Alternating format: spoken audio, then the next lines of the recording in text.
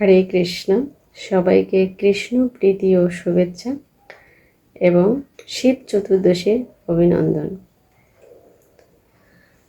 তো আজকে আমরা যে বিষয় নিয়ে কথা বলবো তা হলো শিব ঠাকুরের কাছে আমরা কী ধরনের বর চাইতে পারি বা কী চাওয়া উচিত। তো এই বিষয়ে আমরা জানব শ্রীমান প্রফুল্ল প্রদ্যুম্ন দাস অধিকারী প্রভুর শ্রীমুখ থেকে। প্রভু সিলেট ইস্কন যুগলটিলা মন্দিরের পূজারী এবং একজন চার্কিক ব্রাহ্মণ। তো প্রভুর কাছে আমরা এখন চলে যাই। হরে কৃষ্ণ। প্রভু আমরা শিবব্রত পালন করে শিব ঠাকুরের কাছে কী ধরনের বর চাইতে পারি, এই বিষয়ে আমরা আপনার শ্রীমুখ থেকে শুনব। ওম নমঃ শিবায় স্বন্তায় কারণত্রয় হেতবে নিবেদয়ামি চাত্মানম ত্বং গতি পরমেশ্বর। ওম নমঃ শিবায়। হরে কৃষ্ণ।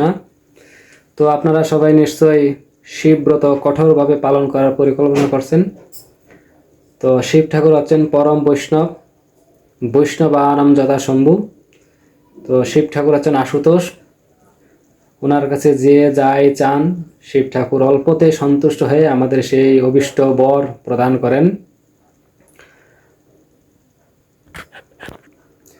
সেই জন্য আমরা শিব ঠাকুরের কাছে অবশ্যই ভেবেচিন্তে কোনো কিছু আমরা চাইব, যেন অনিত্য কোনো জিনিস আমরা শিব ঠাকুরের কাছে চেয়ে না বসি। তো আমরা একটা লীলা জানি শিব ঠাকুরের, যেটা হচ্ছে ভস্মাসুরের কাহিনী। তো ভস্মাসুর কঠোর তপস্যা করে ভগবান শিবকে সন্তুষ্ট করে শিবের কাছ থেকে বর লাভ করেছিলেন যে ভস্মাসুর উনি যার মাথায় হাত রাখবেন সেই ব্যক্তি ভস্মীভূত হয়ে যাবেন। তো উনি কী করেছিলেন, শিব ঠাকুরের মাথায় সে ওনার হাত রেখে পরীক্ষা করতে চাইছিলেন ওনার বরটা সঠিক কিনা। তারপরে ভগবানের পরিকল্পনায় ভস্মাসুর ভগবানের মায়ায় পড়ে উনি নিজেই নিজের মাথায় হাত রেখে নিজেই ভস্মীভূত হয়ে যান। তো শিব ঠাকুর হচ্ছে ভোলানাথ। তো শিব ঠাকুরের কাছে আমরা যে যাই চাইব শিব ঠাকুর আমাদের দিয়ে দেবেন। সেই জন্য আমরা শিব ঠাকুরের কাছে কিছু চাইতে হলে অবশ্যই আমাদের বুঝে চাইতে হবে, না হলে আমরা বিপদে পড়ে যেতে পারি। তো শিব ঠাকুরের কাছে আমরা কোনো জড় জাগতিক কোনো বস্তু আমরা চাইব না, কেননা এই জড় জগতের বস্তু হচ্ছে অনিত্য বস্তু, যা আমাদের ক্ষণ সময়ের জন্য আমাদের সাথে থাকবে, চিরস্থায়ী থাকবে না। সেই জন্য আমরা এমন কোনো জিনিস চাইব যেটা চিরস্থায়ী।